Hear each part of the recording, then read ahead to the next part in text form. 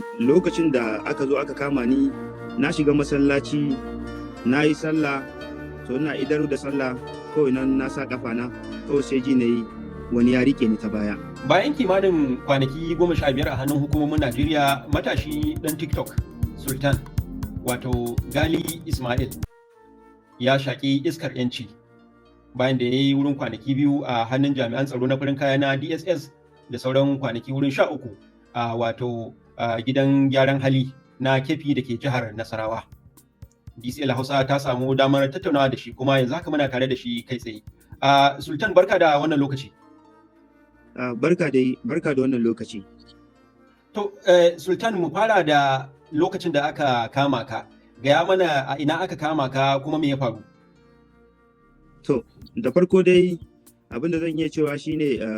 lokacin da aka zo aka kama ni na shiga masallaci na yi sallah,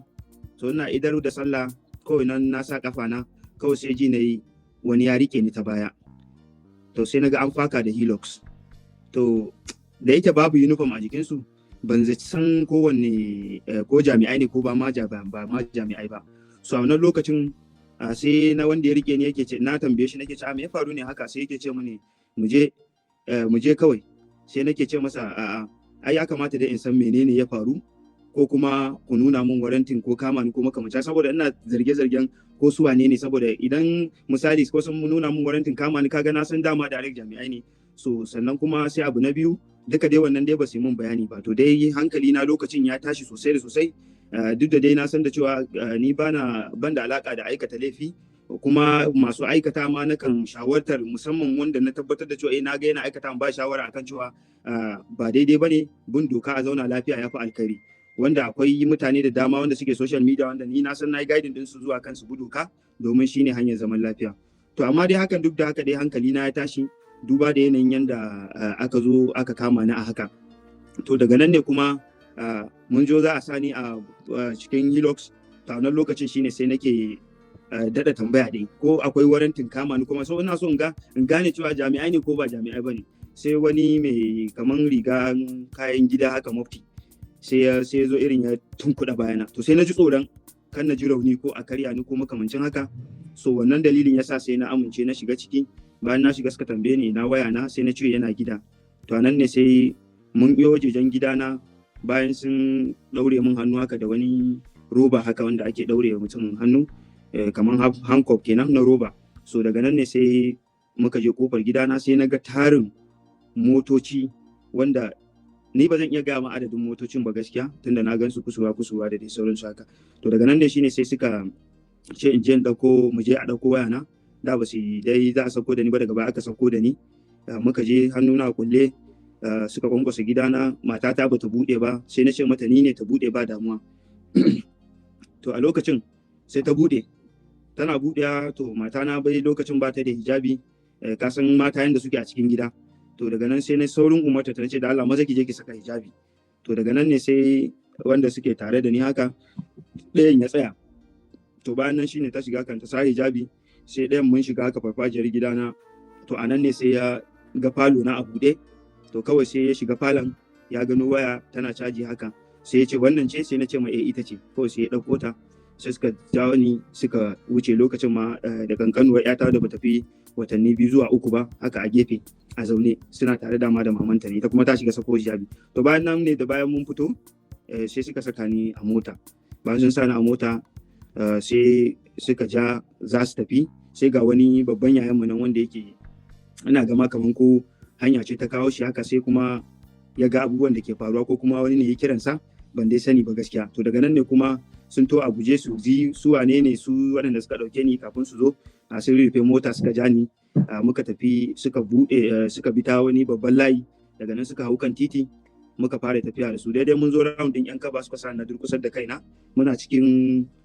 wato motar kenan. To ban san dai ina aka shiga ba, ban san ina aka yi da ni ba. Daga baya ko sai ganna ne an ce in fito, sai na fito, sai na gani a kaman station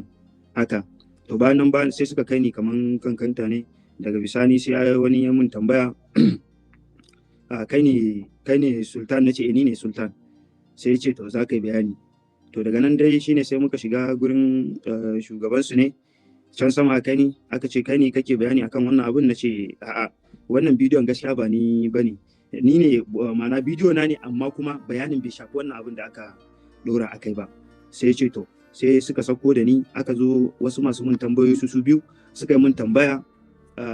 daga farko har ƙarshe, sannan suka tambaye ni ya za in tabbatar musu da cewa wannan bidiyon in an haɗa shi za a bambance cewa wannan bidiyon da akwai bambanci da wannan. Sai na ce to da farko dai wannan bidiyo na yi magana ne akan Prime Minister na Israel, kuma shi ma labarin na gan shi ne daga jaridar Reuters, na ɗauko shi na fassara shi zuwa Hausa domin waɗanda ba sa jin Hausa ba sa jin Turanci to za su fahimta da yaren Hausa. Sai ce shi kuma wannan bidiyon an gutsara ne daga cikin wannan original bidiyo din nawa. So shine aka zo kuma aka yi majin wanda in ka kalli bidiyon ka sai aka kalla daga bidiyon gaba ɗaya bai fi sakan 13 ba, amma wannan bidiyo kaga gabaki ɗaya kan ma ba ma'ana, tunda a cikin bidiyon babu kama suna na farko, sannan babu magana basic na labari, sannan ko babu akan saboda shi labari wato yana kunsan kusan abubuwa ne da yawa. Amma shi wannan labarin ko wannan bidiyon da aka yi tunanin cewa ni ne na wallafa, so wannan bidiyon kwata-kwata yanko shi aka daga cikin original bidiyo na, wanda lokacin da ake magana akan food poisoning, ma'ana abinci mai guba, lokacin da jaridar Reuters ta wallafa cewar Benjamin Netanyahu ya ci abinci ya zama masa matsala har ya jawo masa intestinal inflammation, kumburin hanji. Saboda haka iyanan suka yanki wannan bidiyo, masu yanka din nan masu cut and join a cikin media, wanda na sani ka saba ganin ire-iren waɗannan abubuwan a cikin media, za ga mutum ya zo ya bude account. Da kai masu jami'an na DSS wannan bayanin me suka ce? Da ne musu bayani a wannan lokacin, sai ya ce to shikenan, a lokacin gaskiya wannan sun fahimci me ya faru, to sannan suka rubuta, suka ce kuma za a yi rubutu. To daga nan ne sai aka yi rubutu da komai na ba su cikakken adireshi na da sunana da namba yan uwana guda kusan 4, sannan kuma da namba waya na da kuma ana ganin account number na kenan na banki shi ma sai na ba su. To anan ne bayan nan kuma sai suka ce to ba kuma insha Allah muna kyautata yanzu muka tura wannan bayanan ba, in Allah da daga nan zaka tafi gida insha Allah. To daga nan ne bayan mun yi haka da su sun gama daukan kuma sun rubuta, sai suka ce in dawo wani wuri kaman gaban kanta ne, sai na zauna. To bayan nan sai na dawo nan na zauna, da na zauna a nan su kuma sai suka tafi, su dai ban ƙara ganin su ba. To daga nan ne kawai sai wani ya zo ya ce in tashi, na miƙe, ya sa mun hankof a kafa, ya sa mun a hannu, sannan kuma ya ɗauko kyalle ne haka ko menene ya sa mun a ido. So a wannan lokacin sawan a ido shine ya daure mun ido haka zuwa baya. Ta ya ce in zauna, na zauna, na dan jima a wurin, daga bisani sai ya zo ce tashi, na tashi. Bayan na tashi sai ya jawo ni ya To Sultan, kafin a ci gaba, a lokacin da ka fahimci cewa jami'an DSS ne suka kama ka, daidai lokacin da ka fahimci cewa kana hannun jami'an DSS ne, tunda da farko baka gane ba, lokacin da ka fahimci cewa yanzu ina hannun jami'an DSS ne, ya kaji a ranka? Da farko ai gabaki daya bayan na ji kamar na fahimci ina hannun jami'an DSS ne, to na tabbatar da cewa jami'an DSS suna da ilimi kuma suna da kayan aiki na komai da komai, wanda wani abun ma ba ma sai an musu wani ƙarin bayani ba, sun san duk yadda al'amuran media yake da kuma dai sauransu haka. Sannan kuma bayan na tabbatar da jami'ai ne suka kama ni, na ji confidence sosai, na san da abin da za su yi shi ne akan ka'ida da kuma abubuwan da tsari na adalci bisa nawa fahimtar da su. To daga bisani kuma sai bayan an yi hakan shine nan sai suka me zan ce maka, bayan an gama wannan tambayoyi an rubuta komai da komai, so bayan an zo an samu hankof hannu da kafa an kuma ɗauran ido, to daga bisani shine nan aka zo aka dauke ni aka shiga da ni wani wuri. Dai gaskiya ni dai ban san gurin ba, tunda sai dai a ce daga kafarka, sauke kafarka, kula ka kai tuntube yo haka dai har muka je wani guri. Yanzu misali kamar a takaice Sultan, kwana nawa kai a Kano, kwana nawa kai a Abuja, kuma kwana nawa kai a Kebbi? To na yi kwana ɗaya a jihar Kano. A hannun jami'an tsaron DSS ne? Yawwa, a hannun jami'an tsaron DSS ba. Kafa da hannu na hankof haka na kwana. Daga nan sai Abuja? Daga nan kuma da sassafe sai na ji an nokin, aka zo sai aka kuma kulle min ido na daga cikin inda nake. To daga nan ne sai muka to aka dai hankof hannu da kafa na, ban san ina za mu je ba. Daga bisani kawai na ji an ce in zauna. Bayan na zauna dan mintuna, to ban san inda muka dosa ba, kawai sai ji ne ana cewa mun zo Buhari. To anan ne na tabbata Abuja aka to da ni. To bayan na zo Abuja ne kwana 2 a hannunsu, ran Friday kuma sai suka mika ni kotu washe gari kenan. To daga nan bayan an mika ni kotu har na ce da Allah a taimaka a sanar da wani dan uwana ko makamancin haka, aka ce za a yi. To amma daga bisani kuma sai kawai gani ne muka je kotu a shegari, to daga nan ne kuma sai aka ce to a kai ni Keffi prison.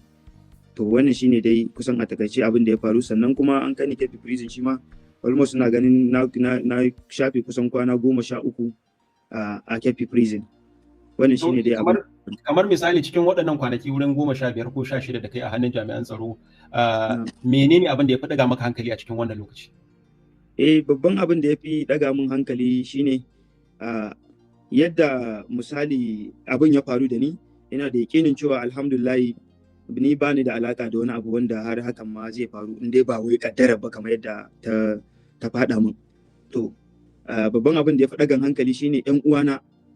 yadda na san dole hankalinsu zai tashi sakamakon yadda muke da su duka sun san halina, sun sanya nake, to abin zai daga musu hankali a ce sun ji ko kuma sun ga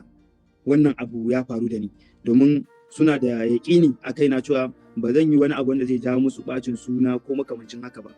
To wannan shine dai abin da ya fi daga min hankali. Sannan sai abu na biyu kuma shine matata, yadda aka bar gabanta da ni da kuma abubuwan da suka faru wanda ta gani da idanta. Lauyanka ya ce wannan bidiyo da ka yada, wannan bidiyo ba kai ne ka hada shi ba, na rashin lafiyar shugaba Tinubu da yasa har aka kama ka bisa zargin kai ka yada ka abin nan. Kun gano misali ko wanda ya yada tunda hukunci ba kai ka yada ba misali? To ai dama mu yanzu na muka ga lokacin misali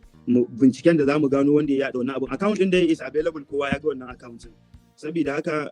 wanda aka yada wannan abun kaga ba ma iya fuska ta ba kadai ce a cikin wannan account din, sakamakon an dauko fuskokin content creators da dama an saka a cikin wannan shafi, kuma an yi musu irin wannan kasafin an kuma yada. To amma da ke fuska ta kusan mutane da sarar sun ganta yanayin yadda nake yada abubuwa na, ba na dauko wani labari ba tare da ya tabbata ba, kuma sai na tabbatar da gidan jarida an yadda da shi sannan nake daukowa an don fassara shi zuwa Hausa. So saboda haka mutane sun tsaya sun kalli bidiyon, ya je viral sosai. To wannan bidiyo gaskiya ni wannan bidiyo da aka hada ban da alaka da wannan account din, ba ni kuma ne posting din wannan bidiyon ba, wani ne masu irin cut and join din nan su datsi bidiyon ka, su kirkiri wani abu, su zo su dauko hoton wani ko bidiyon wani, su zo su sa su posting. Sannan cikin bidiyon ma kwata-kwata za a gama bayanin da ake bai da alaka da hoton da yake sama, domin idan yana da alaka da hoton da yake sama dole ya kamata a ce a cikin bidiyon an ambaci sunan wannan mutumin da yake saman hoton, wanda kuma duka ba wanda ya ga wannan abu, kuma ban da alaka da wannan dai shafi kwata-kwata ban da alaka da irin waɗannan post. Amma misali kamar jami'an tsaro sun gaya maka wata dokar Najeriya da ka saba ta hanyar wannan kamu da aka yi da sauran dai abubuwa haka, akwai dokoki da aka nuna maka cewa doka kaza ka saba ta? A gaskiya ni dai ba su nuna min wata doka da suka ce na karya ba, illa iyaka akwai wuri ɗaya da suke kamar misali suka mun magana akan cewar wannan bidiyon ko da ina da interest ne akan wannan labaran ma na wannan yaƙe-yaƙen ne, na ce ni ban da wani interest, ko dai abin da ke faruwa ne a duniya, kuma mutane sukan so su ji abubuwan da ke faruwa, ni kuma duk labarukan da suke faruwa matsawar an fassara shi da turanci nakan yi kokarin na ɗauko shi na fassara shi zuwa Hausa, domin wanda ba su jin turanci su san halin da ake ciki. Kuma as a content creator ba sai na gaya maka ba, ka san duk irin abubuwan yadda ake yin sa. Amma misali ka karanci aikin jarida ko dai kana content creation ne kawai? Ko ina content creation ne, amma harkan jarida ka san in dai ka san dokar ƙasar ka, to ina kyautata cewa akwai abubuwan da dole kana zuwa kansa ma, to za ka kokari ka kiyaye domin kar ka karya doka, domin hukunci zai iya yin aiki a kanka. Saboda haka wannan ko shine ni abin da zan iya cewa na sani, amma dangane da harkar jarida ban karanta wannan fanni ba gaskiya. To abinda na san wasu za su so su ji daga gare ka shine cikin kwanakin da kai a hannun jami'an tsaro har ma da gidan gyaran hali, kamar an ci zarafinka misali a cikin wannan lokaci? Gaskiya babu inda ni dai aka ko da ke ni ko makamancin haka, kawai dai tun daga wannan lokacin da aka kama ni ne na farko wanda ya mun wannan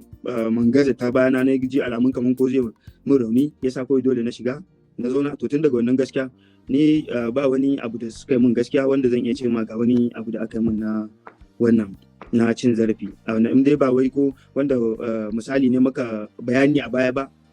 na cewa ga abin da ya faru, amma dai ni da nake hannun su gaskiya babu wani abu da zan iya maka bayanin cewa an ci zarafi na ko makamancin haka dangane da wannan zama da ne a wurin su. Ko dai na san washe gari za ka ne a mun tambayoyi in ba da amsa da dai sauransu haka, da rubuce-rubuce haka dai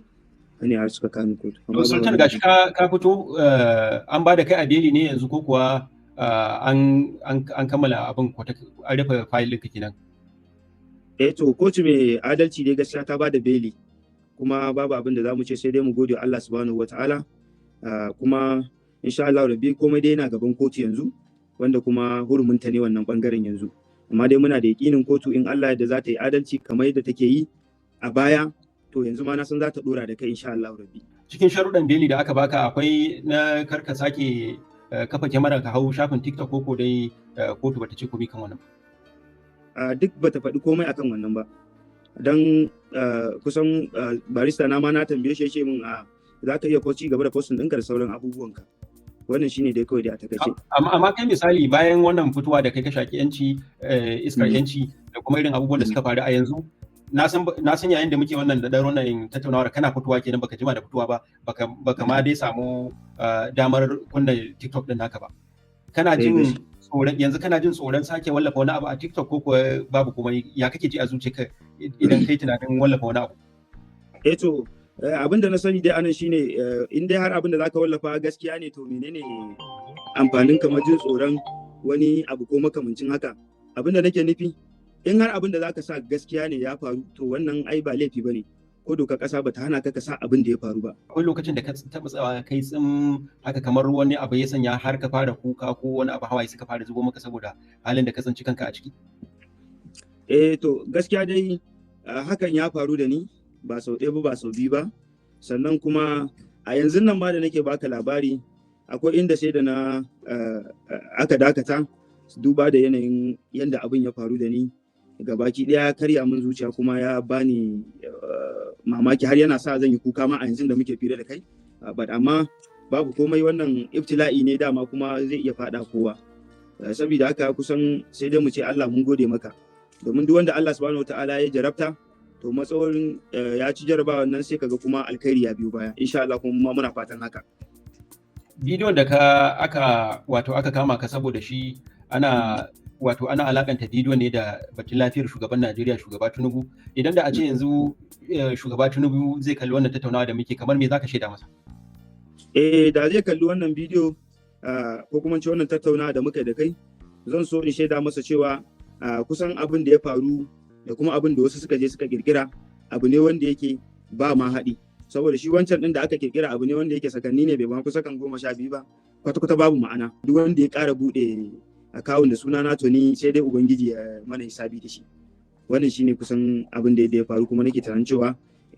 wannan shine sakon da zan isa tabbas wancan akawun ban da alaka da shi sannan kuma ban ma san ma hakan ta faru ba sai lokacin da aka kama ni ake tambaya na akai domin da na zo kan wannan bidiyo na gani to zan iya fitowa ne magana tunda na saba irin waɗannan maganganu kan cewa masu buɗe fake account da kuma buɗe account da sunan wasu ba daidai bane ku zo kuna yaɗa wani abu wanda bai dace ba saboda za a ɗauka ne duk sunan da kuka biyarin da shi a TikTok ko wani guri za a ɗauka mai ainihin wannan sunan shi wannan abu sannan kuma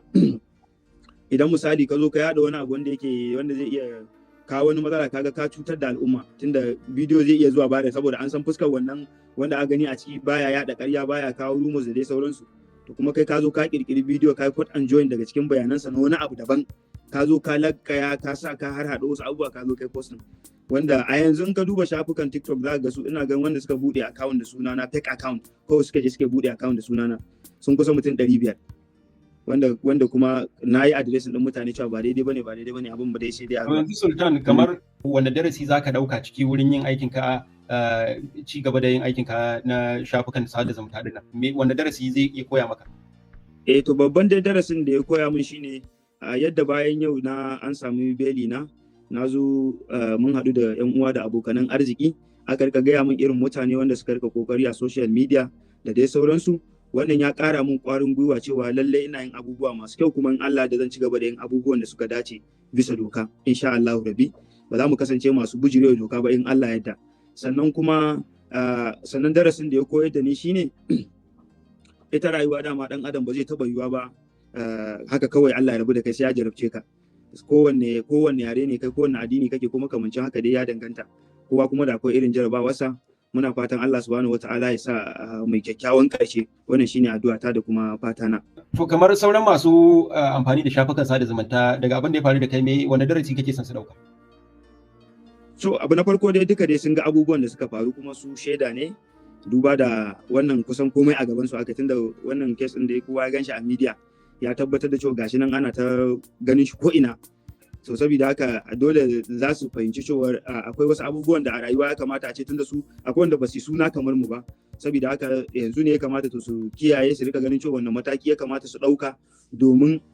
hana masu buɗe fake account da sunansu ko kuma ci gaba da yaɗe-yaɗen abubuwa wanda bai dace ba a social media, musamman wanda suke ɗauko bidiyon wannan, hoton wannan da wannan a haɗa duka a gwamutsa a zo a yi posting. So ina da yakinin sun ga wannan abin da ya faru, hakika za su yi kokarin adiresin ɗin mabiya, da idan suna yin haka ne don soyayya to su daina, in suna yin haka ne don neman followers su daina, saboda ga irin abin da yake jawowa da dai sauransu. Wannan shine. To a Sultan, DCL Hausa tana maka jaje, muna fatan Allah ya kyauta gaba. Amin summa amin, nagode sosai.